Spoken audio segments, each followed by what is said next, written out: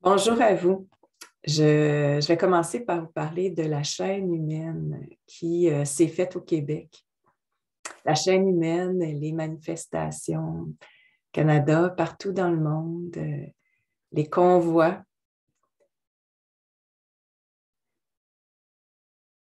Quand on se rassemble, on y va maintenant pour fêter l'humanité, pour se relier, pour sentir cette belle énergie qu'on peut créer ensemble. On n'y va plus pour demander à un gouvernement de nous redonner la liberté. La liberté, ça se prend. Et l'impression que ça me donne, c'est que socialement, on est dans un processus de reprise en main de notre pouvoir. Quand ces gens se rassemblent, ils prennent le pouvoir, ils prennent une décision, ils agissent concrètement en se donnant un point de rencontre, en créant un mouvement. Et c'est une étape, à mon avis, dans un processus où on prend conscience d'abord que le pouvoir, on l'a, puis ensuite qu'on le prend, ce pouvoir, puis qu'on détermine notre vie.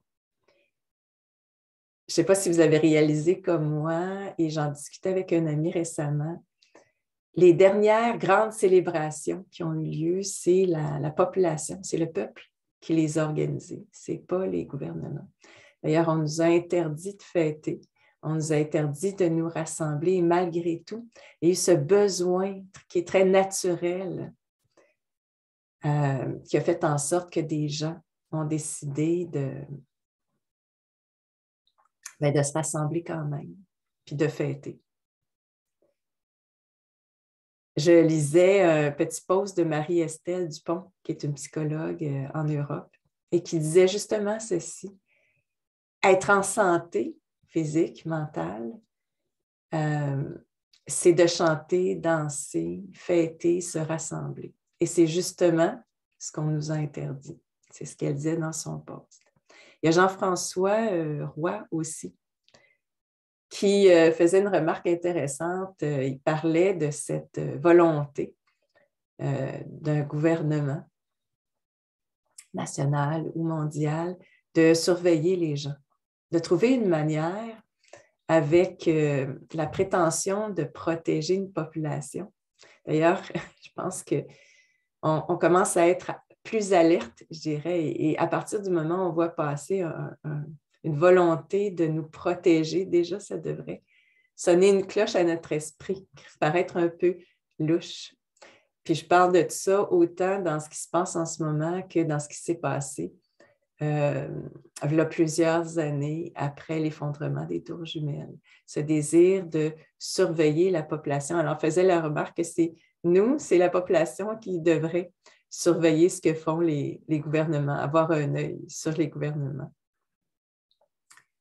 Dans les belles choses que j'ai vues passer ces jours-ci, c'est Hello veut savoir, qui a invité des avocats. Je pense qu'au début, elle a invité aussi des spécialistes, des virologues. Puis, dernièrement, des psychologues ou des gens qui travaillent dans le domaine de la santé sociale, psychologique, pour démontrer, pour faire une réflexion en général, une réflexion qu'on ne retrouve pas nécessairement dans les médias de masse, mais une réflexion qui nous amène aussi à considérer à la fois les effets très néfastes des mesures dites sanitaires, et puis de nous apprendre, de nous instruire aussi à comprendre les différents domaines qui sont touchés en ce moment. Bon, autant en termes de médecine, par exemple, qu'en ce moment ou dans la dernière vidéo que j'ai regardée d'Hello veut savoir, en termes d'effets secondaires sur le plan de la santé mentale. Bon, évidemment, la conclusion, c'est que les torts qui ont été causés par les mesures sont beaucoup plus grands que ceux qui ont été causés par la COVID. Bon, il y a l'esprit des gens qui qui croient en ces mesures-là nous dire que c'est à cause des mesures qu'il y a eu moins de morts reliées au virus, par exemple. Alors, c'est vraiment une période qu'on vit qui nous amène, qui nous pousse même à réfléchir à ces affirmations qui ont circulé dans les médias, puis à se demander vraiment qu'est-ce qui a provoqué ces effets-là. Autant le fait qu'il n'y a pas eu le nombre de morts qui était escompté, là, qui était attendu à partir de ce qui avait été annoncé par l'Université d'Hopkins, je crois au tout départ, que les effets secondaires qui sont constatés en termes de surmortalité et dans des résultats qui commencent à sortir. Donc, Hello veut savoir, c'est une émission de qualité qui est en train de remplacer les émissions dans les médias de masse. Dans les belles initiatives, j'ai vu passer aussi une information qui vient de Discernation, qui parle des prémices d'un nouveau monde. Et j'ai retenu une phrase qui décrit bien le contenu de ce... C'est un média dans lequel on retrouve un paquet d'informations sur, par exemple, comment se soigner après la vaccination si on a des effets secondaires, mais qui parle aussi de... c'est ça, qui partage toutes sortes de réflexions sur la situation actuelle et qui regroupe aussi un grand nombre de professionnels qui se sont intéressés à la situation et qui dit « Un monde meurt, un autre est en gestation ». Vous le savez probablement, mais si vous ne le savez pas, je m'intéresse beaucoup à ce monde en gestation. Mon regard est en grande partie tourné vers tout ce qui est en train de naître en ce moment, qui est encore plus merveilleux que ce qu'il y avait avant. Qu'est-ce qui est en train de naître? C'est ces regroupements de personnes qui ont décidé de réfléchir, de se poser des questions, puis de se dire, comme les changements ne viennent pas de la politique actuelle, on va le créer, le changement. Alors, ce sont non plus des lanceurs d'alerte, mais des instigateurs d'une nouvelle société avec de nouvelles institutions. Je ne sais pas si ça vous intéresse, vous. Je ne sais pas où est-ce que vous êtes dans votre processus, parce que j'ai l'impression qu'on évolue tous là-dedans. Puis, il y a des gens qui restent accrochés encore à l'ancien système en attendant qu'on nous redonne des privilèges ou des droits qu'on avait, qui étaient légitimes. Puis, il y en a d'autres qui se sont dit, tant qu'à attendre, on va participer au changement. Je ne sais pas où vous vous situez par rapport à ça. Et je ne sais pas non plus si vous portez encore une grande colère ou déception qui sont tout le temps légitimes, mais qui en même temps nous amènent souvent à être passifs. Si ça vous amène à être actif, à être dans l'action, c'est merveilleux. Et parfois, on sort de la colère, on se met à agir, puis c'est dans l'action qu'on retrouve l'énergie, qu'on retrouve la joie même de vivre, la joie de participer à ça. Par rapport à ces initiatives assez exceptionnelles qui ont lieu en ce moment, c'est-à-dire qu'on pourrait s'attendre avec ce qui se passe dans le monde en ce moment, puis dans les 2 dernières années, on pourrait s'attendre à ce que les gens soient complètement découragés, et certains le sont. Et qu'il y a une surmortalité, ça c'est clair, hein? Il y a des gens qui sont tellement découragés qui décident de mettre un terme à leur vie. Puis j'ai vu passer dernièrement une personne, entre autres, qui participait à des manifestations, puis c'est tellement surprenant on se dit, mais mon Dieu, pourquoi? Puis en même temps, on doit comprendre que des fois, c'est trop. Puis en même temps, il y a d'autres personnes, c'est ça, c'est exceptionnel, ça m'émerveille, je suis en admiration. Et si c'est votre cas, je vous admire et je vous remercie de participer à ces initiatives-là. Alors, il y a le regroupement pour une santé publique. Je pense que c'est une véritable santé publique avec Benoît Giroir. J'ai vu passer un message aussi de Gab Thibert, que vous connaissez peut-être. Alors, c'est un regroupement de plus de 700 spécialistes dans tous les domaines qui ont décidé que ce n'est pas parce que les mesures dites sanitaires sont progressivement enlevées qu'on doit baisser la garde. Et ils s'apprêtent à proposer, entre autres, un projet, en tout cas, qui rassemble des personnalités publiques. Alors, c'est à surveiller.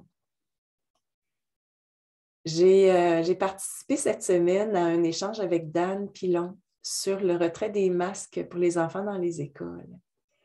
Puis, ça vous intéresse, allez sur la page de Dan. Alors, en gros, si je peux résumer mes interventions, c'était de dire, ça se peut qu'on soit déçu en ce moment que même si le port du masque est plus obligatoire dans les écoles, il y a des enfants qui ont choisi de le garder pour l'instant. Alors, mon message, c'est de dire que la photo qu'on prend aujourd'hui de la situation, elle n'est pas représentative de ce qui s'en vient. Et que si on est déçu et qu'on insiste, peut-être même avec un peu d'agressivité, auprès des enfants pour qu'ils enlèvent leur masque, on ne fait pas mieux que lorsqu'on les a obligés à porter le masque. Je ne sais pas si vous me suivez. C'est important pour les enfants de prendre le temps de réfléchir, accuser le coup, décider par eux-mêmes à partir de ce qui est important pour eux et non pas d'obéir encore une fois à un ordre qui leur serait donné, bien, enlevez vos masques. C'est évident que le masque, c'est pas sain. C'est pas sain à tous les niveaux. Et c'est absurde. Et ils ont été obligés d'adopter le masque.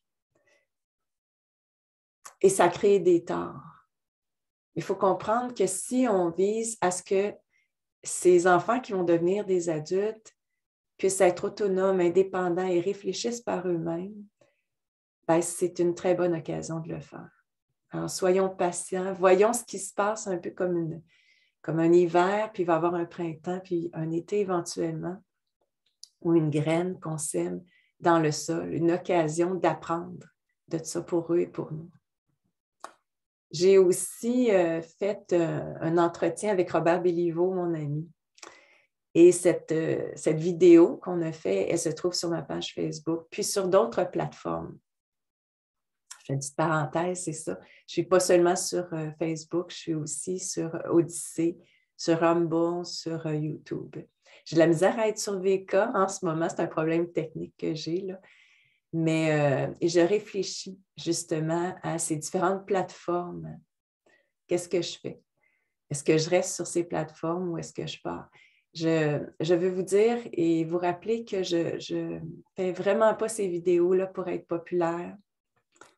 Je ne tiens pas à avoir des followers, comme on dit. Je le fais pour aider, pour faire ma part sociale. Et je me suis dit, le jour où il y aura plus personne ou très peu de personnes qui me suivent, ben, je reprendrai ma vie personnelle qui est celle d'écrire des livres, par exemple, ou de profiter de la belle nature.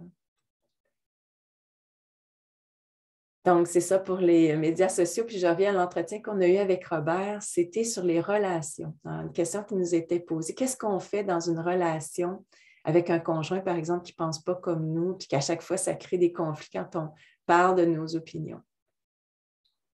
Et on a partagé différents points de vue, puis aussi plusieurs solutions pour vous aider à vous sortir de ces relations qui sont tellement pénibles. Et la vidéo qu'on va faire la semaine qui s'en vient, c'est sur l'idée dans cette crise qui est vécue au Canada, entre autres, est-ce qu'on doit partir ou rester? Réfléchir ensemble là-dessus. Je trouve ça très important de réfléchir à partir de nos expériences personnelles. Alors, si ça vous intéresse, bien, ce sera une vidéo qu'on va publier cette semaine. Je continue dans ce qui a attiré mon attention. Puis, bon, je le dis souvent, mais pour ceux qui m'écoutent la première fois, pour moi, c'est ce que je fais en ce moment, c'est juste de vous partager mes réflexions, mes opinions à partir de mes connaissances en psychologie. J'ai travaillé longtemps dans le domaine de la psychologie, à l'enseigner puis à intervenir pour essayer d'aider les gens. Et sans prétention en ce moment, je vous partage ce que je pense et j'espère, dans le fond, que ma compréhension éclairera la vôtre et que par la suite, vous allez continuer c'est ça, à avancer, à évoluer, comme je le fais depuis aussi 2 ans. J'apprends tellement dans ces 2 années-là et je trouve ça tellement beau qu'on puisse s'éclairer mutuellement et s'accompagner mutuellement. Donc, sur un sujet bien précis qui est cette dite pandémie, j'ai écouté une vidéo d'un entretien qui avait lieu entre 2 chercheurs au sujet de l'ivermectine. Puis en passant, je mets mes sources là, avec ma vidéo. Si ça vous intéresse, je l'ai trouvée très éclairante pour illustrer ce qui s'est passé. Alors, on voit une chercheure qui a participé à une étude sur l'efficacité de l'ivermectine contre le virus. Et il y a eu plusieurs études qui ont été faites là-dessus et on se préparait à écrire un article qui regroupe l'ensemble de ces études. Et elle discute avec l'auteur de cet article. Et ce qu'on comprend, c'est qu'il s'est, après avoir admis que l'ivermectine était efficace, il s'est rétracté et la conclusion de son article, c'était de dire qu'on devrait faire d'autres recherches pour conclure que l'ivermectine est efficace. Et c'est sa réaction à cette première chercheure-là de dire « Mais pourquoi tu as fait ça? Parce que tu as écrit ça, maintenant, il y aura un grand nombre de morts qui auraient pu s'en sauver, mais qui ne pourront pas parce que, suite à cet article, l'ivermectine a été interdite ou en tout cas discréditée par l'OMS. Et puis, on voit bien que la réaction de cet homme qui rédigeait l'article, c'était qu'il a été influencé par un groupe de scientifiques qui finançait la recherche et qui a poussé à ce qu'on écrive cette conclusion-là. Alors, dans l'article, pas dans l'article, mais dans l'entretien, puis dans un article qui suit de François, on nomme ce groupe qui a financé, dans le fond, et qui a exercé son influence sur cet homme-là. Et on le voit mal à l'aise. Alors, on le voit mal à l'aise lorsque la chercheure lui demande « Mais qui a contribué à cet article? Tu n'as pas écrit tout ça, de toute évidence. » C'était vraiment intéressant pour mieux comprendre comment ça se passe, ce qu'on pourrait appeler la corruption dans le domaine des compagnies pharmaceutiques. J'ai aussi visionné une présentation de Guylaine Langto sur... Elle parle du sida, entre autres, elle parle des maladies auto-immunes reliées, de son point de vue, reliées à la vaccination. C'était intéressant, je l'ai mis aussi, là, si ça vous tente de l'écouter. Ce qui m'a intéressé particulièrement cette semaine, c'est sa conclusion au sujet de l'esprit ou de l'âme. Alors, je vous résume un peu sa pensée, puis je vous en parle après. Et elle dit que l'esprit, c'est la vibration originelle. Et c'est une question de vibration, c'est-à-dire que le corps physique, pour elle, on peut le percevoir parce que la vibration, elle est assez lente. Tandis qu'au niveau de l'esprit ou de l'âme, les vibrations étant très rapides, ça échappe à l'œil humain. Elle dit que l'esprit crée, c'est ce qui fait qu'on est un. C'est hors de l'espace et du temps. Et donc, l'esprit, c'est une vibration créatrice qui crée l'univers, qui est partout, qui est en nous, qui est autour de nous. J'ai trouvé ça intéressant parce que la réflexion que j'ai au sujet de l'esprit, elle m'habite beaucoup ces temps-ci. Autour de cette question de l'esprit créateur, justement. Et j'observe ce qui se passe dans ma vie, dans la vie des gens aussi qui m'entourent, dans la vie des gens que j'ai aidés aussi, dans le passé. Et j'observe donc un lien entre l'esprit et les événements personnels. Puis on pourrait considérer l'esprit d'un point de vue plus social et les événements de plus grande envergure. Il y a un lien de toute évidence et il y a une hypothèse qu'on peut porter au sujet de l'esprit créateur. L'esprit crée les événements. Sur un plan psychologique, il y a des choses qui ont été démontrées. Puis je vous explique un peu, puis vous allez voir, c'est simple à comprendre. Mais la psychologie, à mon sens, maintenant, elle est limitée pour comprendre l'immatériel. Donc, il y a eu des recherches faites autour des gens qui, par exemple, avaient des pensées positives en termes de guérison. Alors, exemple concret, des gens qui sont opérés, qui se rétablissent. Et on a comparé des gens qui croyaient se rétablir rapidement, par exemple, puis d'autres qui se disaient « non, ça va prendre du temps ».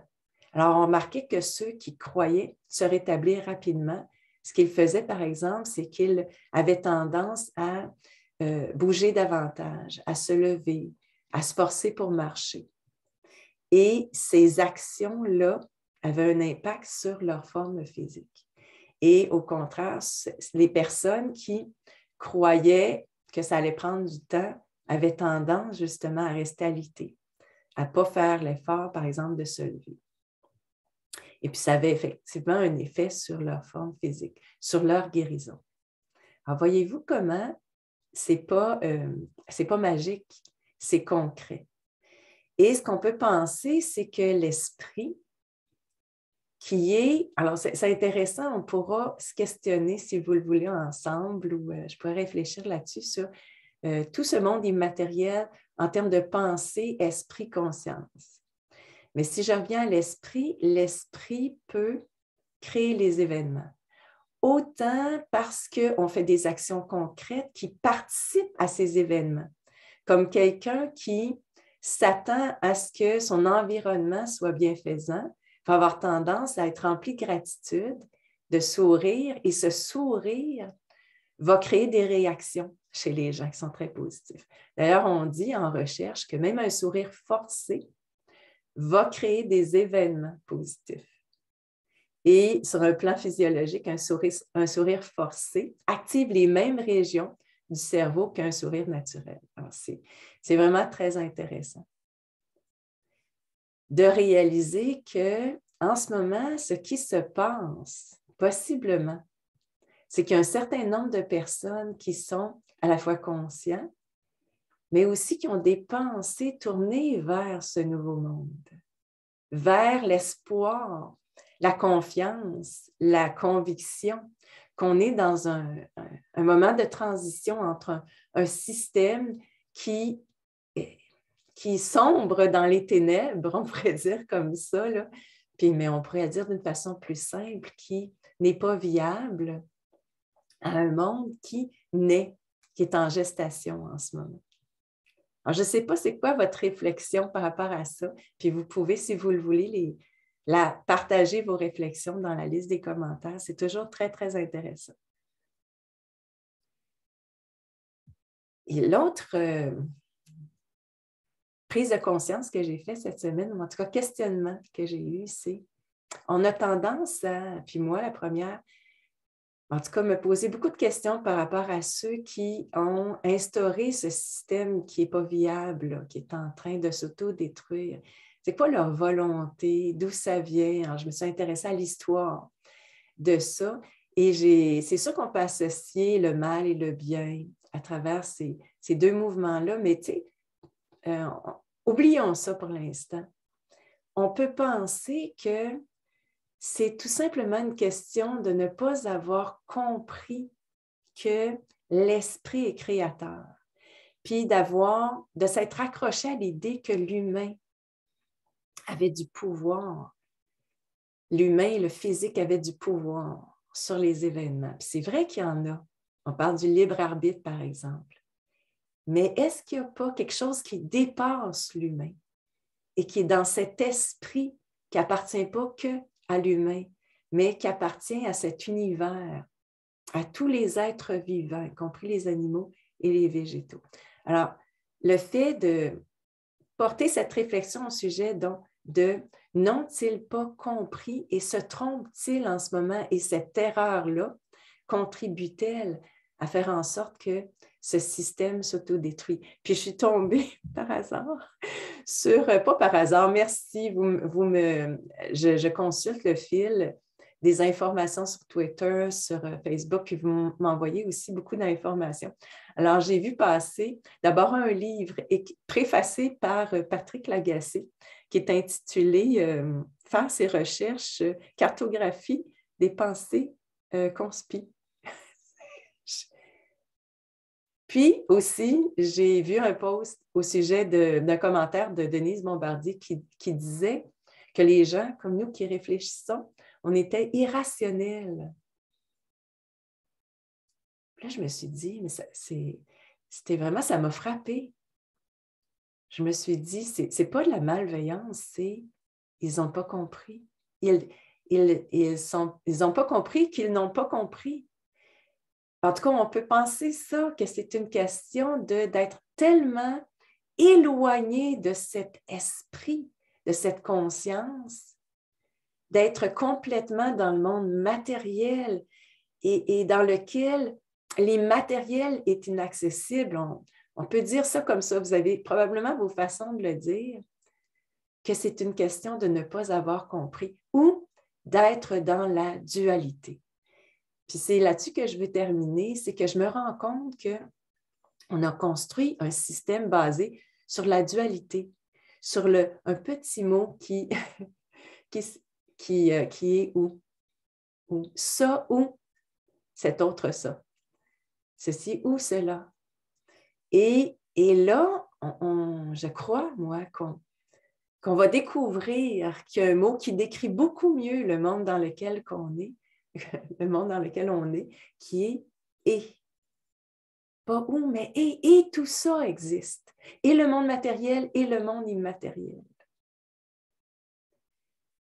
Et là, je vous partage une expérience que j'ai eue cette semaine qui m'a touchée sur le plan politique. Imaginez-vous. J'étais en classe, j'essaie de vous résumer ça rapidement, pour que ma vidéo ne dure pas trop longtemps. Et les professeurs ont organisé une rencontre avec les politiciens de la ville où l'école est installée. J'allais de reculons dans cette rencontre, comme bien des étudiants qui sont inscrits à ce cours-là et qui sont des réfugiés, qui ont perdu confiance en la politique, des réfugiés de guerre, qui ont vécu la dictature. Et je m'en allais en me disant, on va rencontrer 2-3 personnes qui sont représentatives du parti qui est au pouvoir en ce moment en Suède. Alors, on arrive dans la classe et il y était une dizaine de politiciens bénévoles qui représentaient chacun des partis parce qu'il y a à peu près 8 partis en Suède. Et là, dans cette présentation, la deuxième personne qui intervient, elle nous présente un graphique qui différencie la démocratie de la dictature et qui nous explique que dans les 2 dernières années, il y a des pays qui étaient démocratiques et qui ont perdu des points en termes de démocratie, qui se dirigent vers la dictature. J'étais sous le choc d'abord, puis c'est là que je reviens à la pensée crée les événements. Je me questionne, est-ce que cet univers dans lequel je vis, il est influencé par l'esprit? Ça, c'est très personnel ce que je vous partage, mais par ailleurs, il y a aussi un pays qui s'appelle la Suède et on peut avoir toutes sortes d'hypothèses qui sont peut-être vraies aussi au sujet du pourquoi la Suède a fonctionné autrement. Mais on peut aussi croire qu'il y a certains endroits dans le monde où cette démocratie est plus présente, où ce n'est pas une question de dualité, mais de travailler ensemble de façon complémentaire. Alors, je leur demandais, je suis très ouverte à parler de ce qui se passe dans le monde, puis eux aussi, je leur demandais comment ça fonctionne lorsqu'ils prennent une décision. Et ils m'expliquaient que pour qu'un vote soit pris, il fallait 51% des voix et que les partis, représentants se discutaient toujours ensemble avant de prendre une décision pour arriver à un consensus. Alors, c'est seulement un exemple pour vous expliquer ma réflexion de cette semaine. Ça m'a touchée, honnêtement, ce qui s'est passé dans cette classe-là. Puis il faut comprendre que, bon, au Canada, ce qui se passe, c'est grave. Mais il y a des gens là, qui sont dans ma classe, qui viennent du Yémen, de l'Afghanistan, des pays qui sont en guerre en ce moment, la dictature, bon, mon ami de la Hongrie, où il y a un réel dictateur, bon, chez nous aussi. Les gens sont toujours surpris en Suède quand je leur dis que c'est la dictature au Canada, mais il y a des gens qui la vivent, la dictature, depuis très longtemps. Et les politiciens de la Suède étaient très conscients de cette situation et on en a parlé ouvertement. C'est ce que je voulais vous partager cette semaine dans ma vidéo, cette grande remise en question que vous avez peut-être sur la réalité, sur les événements, sur ce qui influence les événements. Et je ne sais pas quel est le contenu de vos réflexions, mais je vous invite, si vous le voulez, si ça a du sens pour vous, à vous questionner sur le lien entre l'esprit et les événements, vos pensées, ce qui occupe votre esprit et les événements qui adviennent dans votre quotidien, par exemple. Les perceptions que vous avez, les espoirs, l'attention que vous portez aussi. Sur quoi en ce moment, puis sur ce qui advient. Puis peut-être qu'on a à apprendre quelque chose. Je faisais la réflexion un peu drôle, j'avais l'impression qu'on était comme dans un cours de magie. Un peu comme dans le film et les films de Harry Potter, qu'on a à apprendre quelque chose qui a été complètement éradiqué de la science, qui est l'âme et l'esprit. Réalisez-vous comment c'est absurde en même temps d'avoir refusé systématiquement de s'intéresser à l'âme sur le plan scientifique et à l'esprit. Et que peut-être que pour cette raison-là, on y accorde très peu d'importance en ce moment et qu'on a à réapprendre à le faire. Voilà. Merci d'exister. Merci d'être les fondateurs de ce monde en gestation. Merci d'être un groupe plus grand qu'il n'y a jamais eu. Merci de faire partie de ce groupe-là, qui est de plus en plus nombreux à avancer, à évoluer dans une réflexion qui part de « je crois à tout », ce qui est raconté dans les journaux, par les gouvernements. Ah, ben peut-être qu'il y a raison de se poser des questions à, ben voyons donc, à l'indignation, puis à la création, à l'action. Merci, puis à bientôt.